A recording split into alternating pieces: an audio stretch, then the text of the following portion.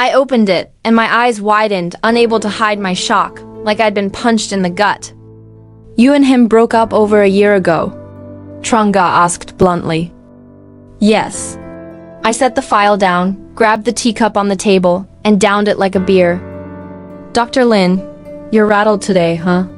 Trunga smirked. Not as calm as yesterday? Another tea, please, I said, my voice slightly shaky. Sure, Trunga poured from a thermos. I drank it in one gulp, feeling a bit calmer. I'm a doctor. Since I was young, I've been used to death, so I'm not afraid of it. But most people, when faced with money, especially a huge sum dropping from the sky, feel like I did just now, heart pounding, blood pressure spiking like they're running a marathon, I said softly with a touch of sarcasm. Dr. Lin, what do you think of this insurance policy? He asked. If it's real, I'd go from dirt poor to filthy rich. I said. I thought you'd say you don't need this money, that you'd donate it, Trungage said, lighting a cigarette with a sly grin.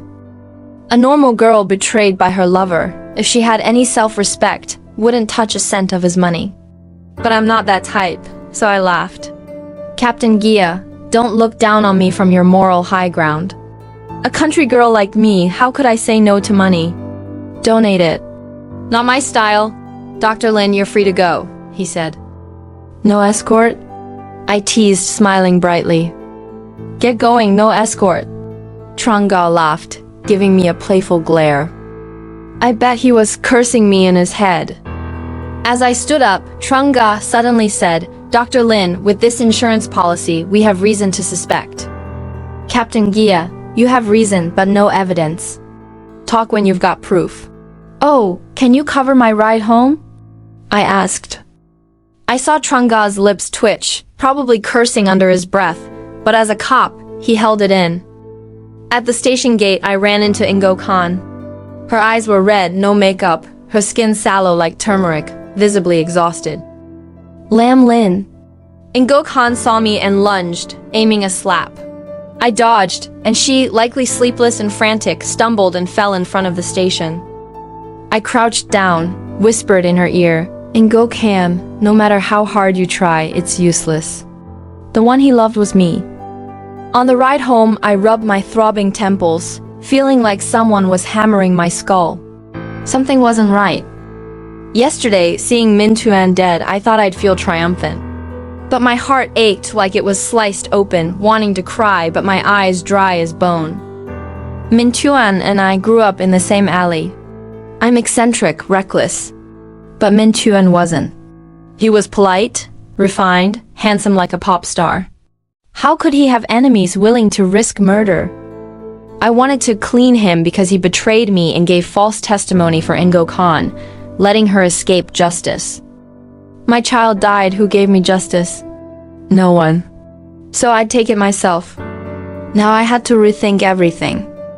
Legally, the police wouldn't use a fake insurance policy to trick me. That'd be entrapment, against the law. So the policy was real. Minh Tuấn had bought a massive insurance policy 6 months ago. The beneficiary wasn't his soon-to-be wife or his parents, it was me. A year ago my child was gone, and I lost the lawsuit against Ingo Khan. Minh Tuấn told me, the baby's gone, we can have another. How could I listen, especially after he lied in court against me? I was so furious I slapped him. Our relationship ended. He quickly moved on with Ingo Khan. I found out Ingo Khan's uncle was Minh Tuấn master's advisor. They'd been sneaking around for a while, and I was the naive one, thinking he was just being kind to a junior. Many women, after a breakup, block their ex, choosing to forget and lock their hearts away. I saw that as weakness. They were just heartbroken, not wounded to the bone. But I was stabbed through the heart. So I kept tabs on them through mutual friends. After losing the lawsuit, I swore I'd clean up this despicable pair. But now I was confused. When the motorbike driver urged me to get off, I was still dazed. Driver, take me to the pet hospital, I said. He glanced at me and sped off. The pet hospital was empty. The owner, Hong Kwang, sat alone, watching TV and sipping beer. I walked in, catching him in the act. Hung Kwang, a bit drunk, his face red as a brick. Dr. Lin? He forced a smile. What brings you here today?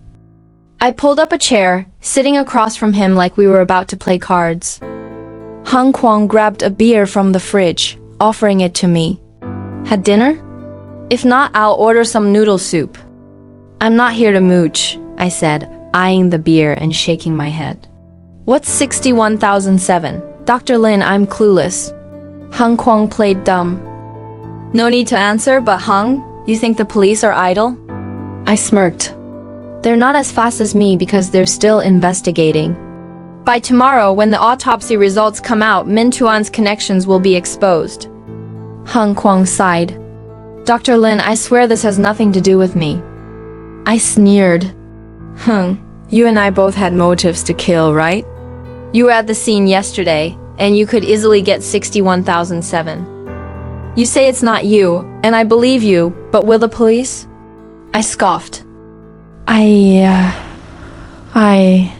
Hung Kwang clutched his thinning hair, roaring in frustration. Lam Lin Min Tuan was a bastard. This time I stayed silent, watching him like a cornered animal. He acted all charming, flirting everywhere. He was about to marry you, yet still messed with Ingo Khan. When you lost your baby, he immediately hooked up with Ingo Khan. What a scumbag. Hung Kwang's veins bulged, his eyes red as the crab soup on the table. Even without Min Tuan, Ingo Khan wouldn't want you. I mocked, hitting his sore spot. Hey! Hung Kwang growled like a barking dog, as if I'd kicked a hornet's nest. Lam Lin, you don't know Min Tuan wasn't human? He was an animal. Polished on the outside, but a beast inside. He regularly beat Ingo Khan. No way. I shot up, shouting. Everyone knows he was refined. How could he hit someone? A woman. I hated Min Tuan, but I wouldn't let anyone slander him after his death, tarnishing our past. He never hit you, right? Hung Kwang downed his beer. Ingo Khan came to me crying. I told her to leave him, but she couldn't. She loved him, but he beat her, humiliated her. I forced myself to calm down. Hung Kwang was usually a coward, not the boastful type. Could Min Tuan really have been abusive? I didn't dare think about it. When we were together, Min Tuan was gentle, considerate, never raised his voice, let alone his hand. When I was pregnant and moody, he was patient. How could someone like that be violent? 6 months ago, Ingo Khan told me that bastard wanted to marry her. Hung Kwang, frantic, lit a cigarette as he spoke. I frowned. The insurance policy I saw today was also purchased 6 months ago. What happened 6 months ago? That bastard Min Tuan, how could he truly love Ingo Khan? He just wanted to torment her, I know. Hung Kwang grew more agitated, chugging another beer. So you poisoned him? I probed, my voice sharp as a blade. No, it wasn't me. Hung Kwang, though drunk, shook his head vigorously. I didn't kill him, but I wanted to. He stammered. I was scared, I'm useless. He slapped himself, the sound ringing like New Year's firecrackers. Who did you give 61,007 to recently? I was almost certain the poison that killed Min Tuan came from this loser, Hung Kwang. This time, Hung Kwang just stared at me, his eyes dull as a dead fish. Hung Kwang. I stood up. If you don't confess, I bet you'll take the fall for this. Hey. I smirked as if watching a play. I knew Hung Kwang couldn't have killed Min Tuan. He's a coward looking honest but spineless. But right now all evidence pointed to him. Trung Ga is a sharp cop. He'd soon uncover that Hung Kwang was madly in love with Ingo Khan. Everyone from school knew Hung Kwang loved her, groveling like a puppy. Let me take the fall then. Hung Kwang waved his hand, shouting like a man possessed. Did you give 61,007 to Ingo Khan? I yelled like a slap to his face. Hung Kwang froze, as if struck by lightning. I grabbed my bag and walked out, my heart like cold ashes. At the door, I saw Trung Ga with 2 young officers. He blocked my path, his face icy. Dr. Lin, one question, Trung Ga said. What's 61,007? Arsenic trioxide, I said, smiling, pointing at his phone. Google it, it's clear. Poisonous? Tranga ignored my quip, pressing on. Arsenic, I laughed. What do you think? It's tightly controlled now, right? Tranga frowned. Dr. Lin, this gives us more reason to suspect you. As a doctor, you could easily get 61,007. Oh, why is it called that? National Standard Code. I smiled. Captain Gia, you came here, you know who's inside, don't you? The guy obsessed with Ingo Khan, lovesick and miserable, Tranga sighed. I don't get you young folks' love. Can't you just date properly, get married? Why cause murders? His family runs a small pharmaceutical company. He could get 61,007. Back in college, he got it for us to kill rats, but it ended up killing a friend's cat, I said softly. After that, we asked for more to mess around, but he was too scared to give it. Labs or hospitals with connections can get it, I said honestly. Tranga nodded. Who did he give it to? Captain Gia, is this questioning or chatting? I glanced at the note-taking officer. Just chatting, Tranga said, looking at the young officer. Nom, stop writing. The officer nodded quickly. Chatting, I'll talk. Questioning, I won't dare say anything reckless, I said. Back then, we killed a cat with rat poison. Our fault, we should have apologized, paid for it. But we were crazy. We dissected the cat. Captain Gia, not my idea, though I held the scalpel. I recounted an embarrassing college story. In our field, who hasn't seen blood and bodies? The girl next door came with a scalpel demanding justice. Before I could react, our dorm's big sister grabbed a skull-opening clamp and charged, I said with a bitter laugh.